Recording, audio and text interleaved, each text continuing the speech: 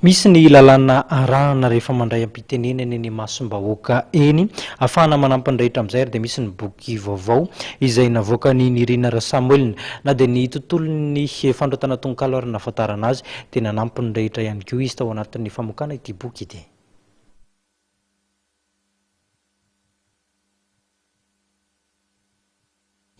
Fampianarana fandraisam-pitenenana i Masombahoaka na apprendre à parler en public, io no boky navoakany Nirina Rasamuel ary nampahafantariny androany. Azony sokajy taona sy sokajin'olona rehetra ampiasaina ity boky ity. Nerasera tamin'ny olona maro be zany nanomboka tany amin'ny ankizy kely ka hatrany amin'ny ankizy mpianatra tany amin'ny terminal. Dia tamin'izay zany no natsapako fa misy problème zany na misy olana ilay ankizy eo amin'ny fandraisam-pitenenana. Tany amin'ny CEG zany dia tany dia efa natsapa hoe matahotra ny ankizy raha vao mandray fitenenana.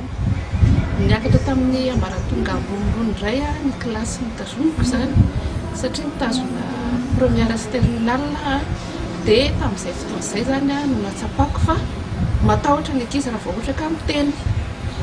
Dia tamin'izany fotoan'izany zany classe de première izay ankizy mpianatra zany ka natadidy fa mpianatra manomboka classe de première dia tsy maintsy manao exposé. Dia tamin'ireny zany nanomboka nanazarako hoe miteny Masombahoaka, ilay anarana ny fitenenana Masombahoaka. Dia niakatra moa zany niakatra ihany zany dia niasa tany amin'ny birao indray dia mbola hita ihany ilay problème hoe mbola problème ihany koa zany ny fitenenana indrindra rehefa misy fivoriana.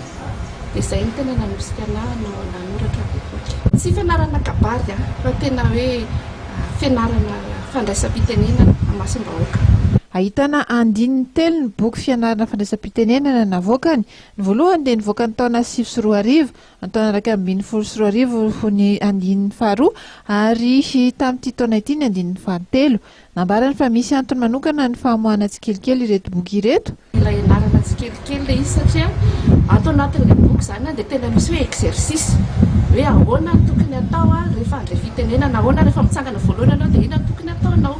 Dia analana ilay trac satria izay foana problème zany resaka trac.